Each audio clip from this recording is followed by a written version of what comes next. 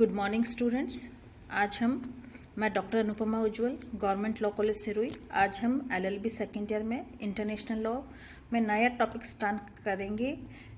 इन neutral service, तटस्थ सेवा। इस पे भी आपके शॉर्ट क्वेश्चन आता है कई बार, इसलिए हम शॉर्ट में इसको देखेंगे कि इस पर अगर आपका क्वेश्चन आता है तो आपको कैसे इसका आंसर लिखना है।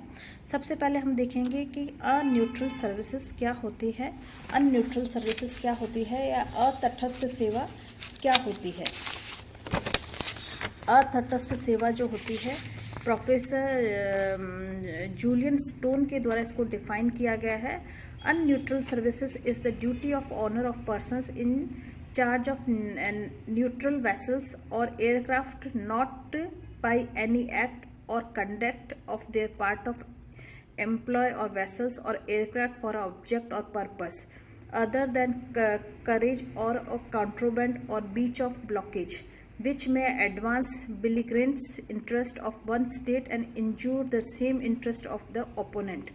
अगर तटस्थ सेवा को अगर हमको डिफाइन करना है तो तटस्थ सेवा से तात्पर्य किसी तटस्थ जहाज के स्वामियों या उन व्यक्तियों जिनके अधिकार में जहाज है के कार्यों या आचरण से है, जिनके द्वारा जहाज को उन उद्देश्यों के लिए प्रयोग किया जाता है जिससे किसी युद्धरत देश के हितों को बढ़ावा मिलता है या विरोधी युद्धरत देश को हानि पहुंचती है।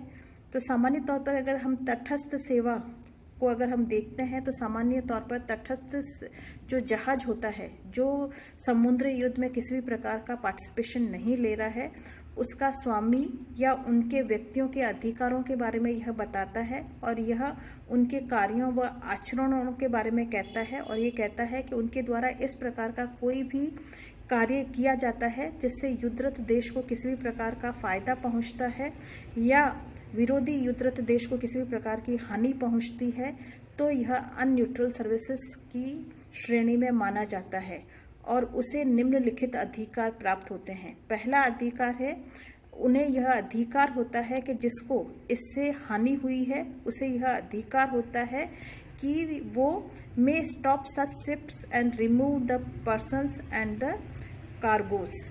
हवाई या समुद्री जहाज को रोककर उसमें से कुछ कोटियों के व्यक्तियों को हटाने का अधिकार प्राप्त होता है। तो जिस व्यक्ति को इस प्रकार की कार्रवाई करने से किसी भी प्रकार का नुकसान हुआ है, उस राज्य को यह अधिकार होता है कि वह उस जहाज को रोक सकता है और उसमें से व्यक्तियों को या उसमें जो सामान रखा हुआ है उसको हटाने का अधिकारी माना जाता है। दूसरा जो अधिकार होता है राज्य का, वह होता है जहाज को पकड़ने का अधिकार। Ship can also be seized.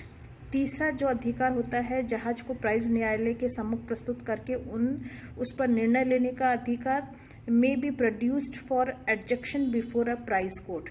तो ये कुछ तटस्थ जो राज्य है, तटस्थ जो जहाज, जो समुद्री जो युद्ध हो रहा है उसमें अगर किसी भी तटस्थ राज्य की जहाज के द्वारा किसी भी प्रकार का ऐसा कार्य किया जाता है जिससे युद्धरत राज्य को किसी भी प्रकार का फायदा होता है और विरोधी पक्ष को किसी भी प्रकार की हानि होती है, तो हानि होने वाले राज्यों को यह अधिकार प्राप्त होते हैं। फिर हम देखेंगे distinction between unneutral services and contraband. सामान्य तौर पर यह माना जाता है कि जो आपकी तटस्थ सेवा जो है और वह विनिषिद्ध वस्तुएं जो हैं उनमें किस प्रकार का डिफरेंस है। Traditionally the doctrine of unneutral service related to maritime welfare being regarding as a analogy of contraband. परंपरागत तटस्थ सेवा का सिद्धांत समुद्री युद्ध से संबंधित होता है तथा विनिषिद्ध जो होता है उसके ही समान या सादृश्य माना जाता है।